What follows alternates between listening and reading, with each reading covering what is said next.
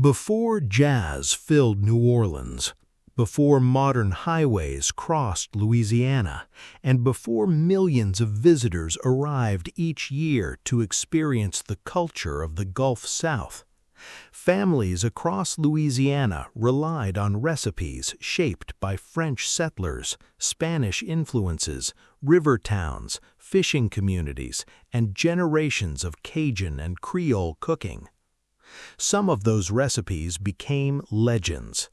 Others slowly disappeared from everyday kitchens.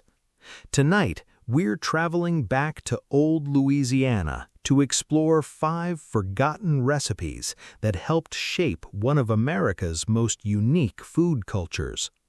And few Louisiana recipes became more famous than a steaming bowl of shrimp Creole. Few dishes represent old Louisiana more completely than shrimp Creole. Long before Louisiana became famous for tourism, jazz festivals, and modern restaurants, families living along the Gulf Coast relied on the rivers, marshes, and coastal waters that surrounded them. And among many recipes that emerged from this unique environment, shrimp Creole became one of the most beloved. The story begins in New Orleans. Throughout the 1700s and 1800s, the city became a remarkable crossroads of cultures. French settlers, Spanish influences, African traditions, Caribbean flavors, Native American knowledge. All of these influences slowly blended together to create what would eventually become Creole cooking. Unlike frontier food found in Texas cattle camps, Creole cuisine often reflected the diversity and abundance of Louisiana's river ports and coastal communities. Fresh seafood was everywhere. Tomatoes arrived through trade routes. Spices flowed through busy markets, and home cooks learned how to combine ingredients from many different cultures into something entirely new.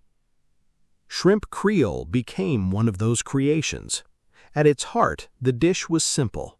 Fresh shrimp simmered slowly in a rich tomato sauce filled with onions, celery, bell peppers, garlic, and spices. Served over rice, it created a meal that felt both comforting and elegant at the same time.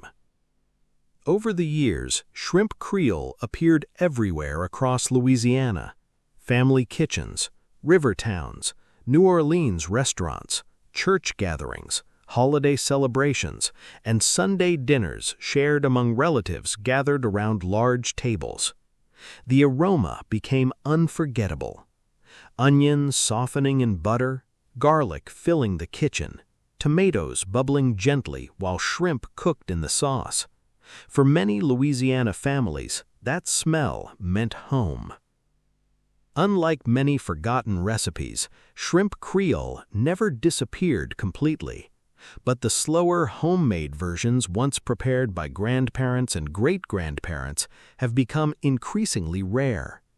Today, many people know the dish. Far fewer know the history behind it. A history connected to one of the most culturally diverse regions in America.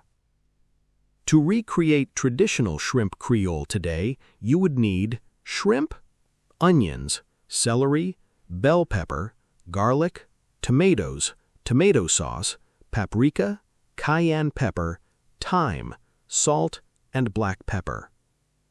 First, sauté the onions, celery, and bell peppers until softened. Add garlic and cook briefly before stirring in the tomatoes, tomato sauce, and seasonings. Allow the sauce to simmer slowly until rich and flavorful. Add the shrimp near the end and cook only until tender. Serve generously over hot rice. Warm, savory, comforting. A Louisiana classic born from centuries of cultural exchange along the Gulf Coast. And maybe that's why shrimp Creole still feels special today. Because every bowl tells the story of old Louisiana itself, a place where many cultures met and created something entirely unique.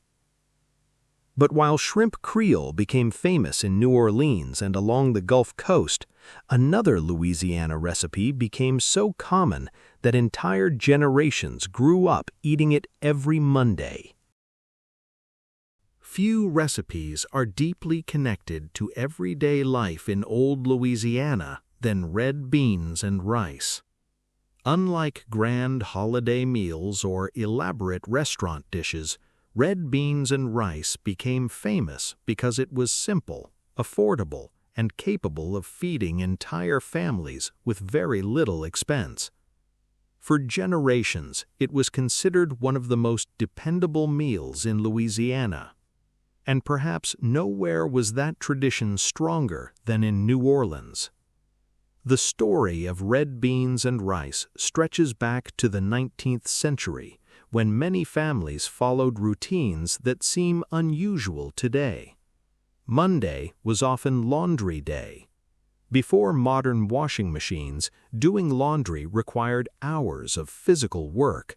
Clothes were scrubbed by hand, water had to be heated. Entire mornings and afternoons could disappear into household chores. Because of that, families needed meals that required very little attention. Red beans became the perfect solution. A large pot could simmer slowly for hours while laundry was being washed and household work continued. By evening, dinner was ready. Simple, reliable, and filling enough to feed an entire household. Over time, Monday became known throughout Louisiana as Red Beans and Rice Day. The tradition became so widespread that restaurants across New Orleans still serve the dish on Mondays, even today. The recipe itself reflected Louisiana's unique cultural history. French influences, Spanish influences, African influences, Caribbean influences, all slowly blended together within one of America's most distinctive food cultures. The dish typically combined red kidney beans, onions, celery, bell peppers, garlic, smoked sausage, and spices. Everything simmered slowly until the beans became creamy and rich. Served generously over white rice, it created a meal that was both humble and deeply satisfying. For many Louisiana families, the smell became part of childhood.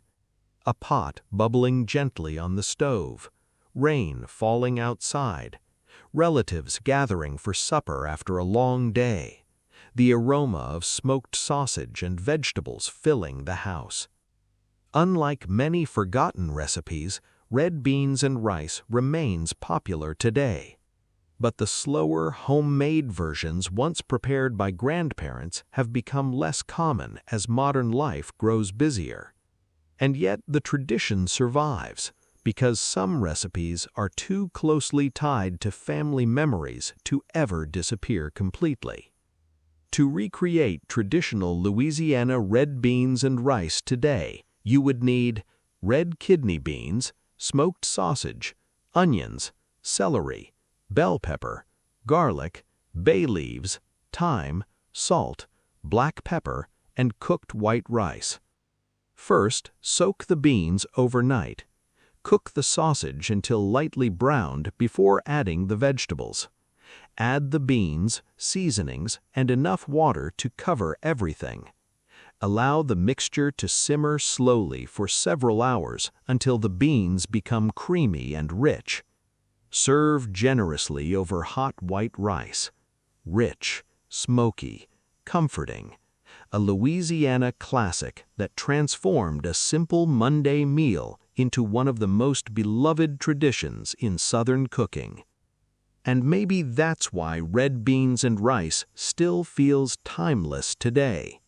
Because behind every bowl is a reminder that some of the best recipes were never created for special occasions.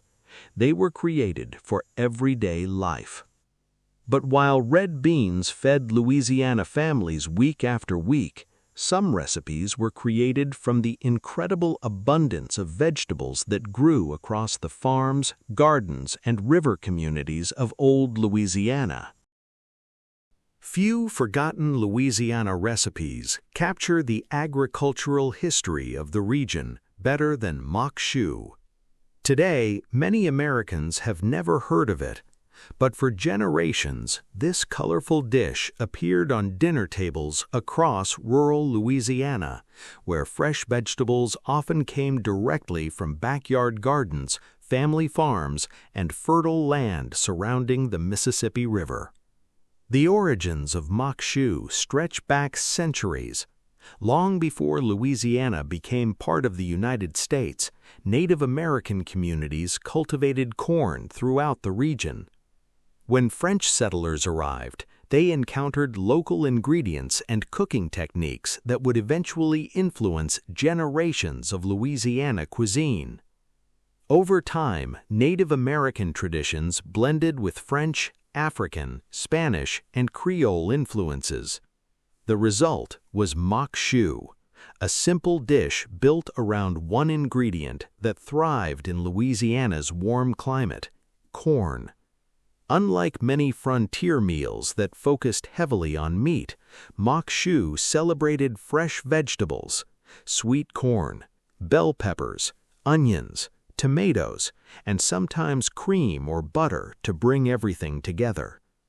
The recipe reflected a different side of Louisiana life, not riverboats or busy markets, not famous restaurants in New Orleans, but everyday families working farms and tending gardens throughout the countryside. During the summer months, fresh corn became abundant. Families looked for ways to use large harvests before the vegetables spoiled. Maque Choux became one of the most popular solutions. The dish could be served as a side, a main meal, or alongside seafood, chicken, and other Louisiana favorites. Its bright colors and rich flavor made it especially popular during family gatherings and community meals. For many people growing up in rural Louisiana, the smell became instantly recognizable. Corn sizzling gently in butter, peppers softening in cast-iron skillets, fresh vegetables cooking together while conversations drifted through open windows on warm summer evenings. Unlike many recipes that relied on expensive ingredients, Maque Choux demonstrated how simple garden vegetables could become something memorable. And perhaps that's why it survived for so long. It was practical, affordable, and deeply connected to the land itself. Even today, Maque Choux remains a beloved part of Louisiana food culture, though it is far less famous than gumbo, jambalaya, or other dishes that often receive more attention. But among those who know it, the recipe remains a reminder of a slower rural Louisiana where gardens supplied much of the family's food. To recreate traditional Maque Choux today, you would need fresh corn kernels, onions, bell peppers, tomatoes, butter, garlic, salt, black pepper, cream, optional.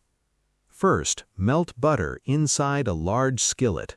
Add the onions and peppers and cook until softened. Stir in the garlic, tomatoes, and corn before cooking everything slowly together. Some families add a small amount of cream near the end to create a richer texture. Allow the vegetables to simmer until tender and flavorful. Serve warm as a side dish or alongside seafood and grilled meats. Sweet, fresh, comforting. A Louisiana classic born from fertile fields, family gardens, and generations of home cooks who knew how to transform simple ingredients into something special. And maybe that's why Maque Choux still feels timeless today, because every spoonful carries the flavor of old Louisiana summers and the people who lived close to the land. But while farm families relied on corn and vegetables from their gardens, the rivers, bayous, and wetlands of Louisiana inspired another recipe that became one of the region's most beloved specialties. Few recipes are closely tied to Louisiana's bayous and wetlands than crawfish pie. For generations, crawfish have been a way of life across southern Louisiana. Long before tourists arrived looking for authentic Cajun food, local families harvested crawfish from rivers, swamps, ponds, and flooded fields throughout the region. And from those waters emerged one of Louisiana's most beloved comfort foods, crawfish pie. The history of the dish reflects the remarkable cultural blend that shaped Louisiana itself. French settlers brought pie-making traditions. Local ingredients came from the bayous and waterways. African, Spanish, Native American, and Acadian influences all contributed to the unique cooking culture that eventually became known as Cajun cuisine. Unlike many pies found elsewhere in America, crawfish pie wasn't a dessert. It was a hearty meal, rich, savory, and perfectly suited for feeding large families gathered around the dinner table. Throughout the 19th and early 20th centuries, crawfish became an important food source for rural communities. The creatures were plentiful, affordable, and available to families who often lived far from major cities and markets. As a result, crawfish appeared in countless Louisiana recipes, stews, bisques, etouffees, and eventually pies. Inside Cajun kitchens, cooks prepared fillings using crawfish tails, onions, celery, bell peppers, garlic, and spices. Everything simmered slowly until the flavors blended together into a rich mixture known throughout Louisiana as part of the holy trinity of Cajun cooking: onions, celery, and bell peppers. The filling was then baked inside flaky pie crusts until golden brown and crisp. The aroma became unforgettable. Butter melting into pastry, spices filling the kitchen, the aroma of seafood and vegetables drifting through the house while family members waited for supper. For many Louisiana families, crawfish pie became associated with celebrations, community gatherings, and weekends spent together. The dish felt special, not because it was expensive, but because it represented local traditions passed down through generations. Even today, crawfish pie remains a symbol of Louisiana food culture. Though many people outside the state have never tasted it, those who grew up with the dish often describe it as one of the flavors that feels most like home. To recreate traditional crawfish pie today, you would need crawfish tails, onions, celery, bell peppers, garlic, butter, flour, chicken or seafood stock, pie crust, Cajun seasoning, salt, and black pepper. First, sauté the onions, celery, and bell peppers in butter until softened. Add a small amount of flour and stock to create a thick filling. Season generously with Cajun spices. Allow the mixture to cool slightly before placing it inside a pie crust. Bake until golden brown and crisp. Serve warm with a simple salad or vegetables. Savory, rich, comforting. A Louisiana classic born from the bayous, rivers, and wetlands that helped define life across the Gulf South. And maybe that's why crawfish pie still feels timeless today, because every slice carries the flavor of old Louisiana, a place where food, family, and local traditions have always been deeply connected. But while the rivers and bayous provided Louisiana with some of its most famous savory dishes, one dessert became the perfect ending to family gatherings, church suppers, and long southern evenings. Few desserts feel more connected to old Louisiana than bread pudding with Bourbon sauce. Unlike elegant pastries found in expensive bakeries, bread pudding began as a practical way to avoid wasting food. And in generations past, wasting food simply wasn't an option. Throughout Louisiana, families learned to make use of every ingredient available to them. Stale bread that might otherwise have been thrown away became the foundation of one of the South's most beloved desserts. The origins of bread pudding stretch back centuries to Europe, where families developed recipes designed to transform leftover bread into something sweet and comforting. When French and Spanish settlers arrived in Louisiana, they brought those traditions with them. Over time, local ingredients and regional tastes slowly transformed the recipe into something uniquely Louisianan. The result was rich, comforting, and perfectly suited for family gatherings. By the late 19th and early 20th centuries, bread pudding had become a common sight throughout New Orleans, river towns, rural communities, and family kitchens across the state. The recipe itself was wonderfully simple: pieces of bread soaked in a mixture of milk, eggs, sugar, vanilla, and spices before being baked until soft inside and golden on top. But what truly made the Louisiana version famous was the sauce. Warm bourbon sauce, rich butter, brown sugar, vanilla, a splash of bourbon, creating a flavor that felt unmistakably Southern. For many families, the smell became inseparable from holidays, church suppers, family reunions, and special occasions.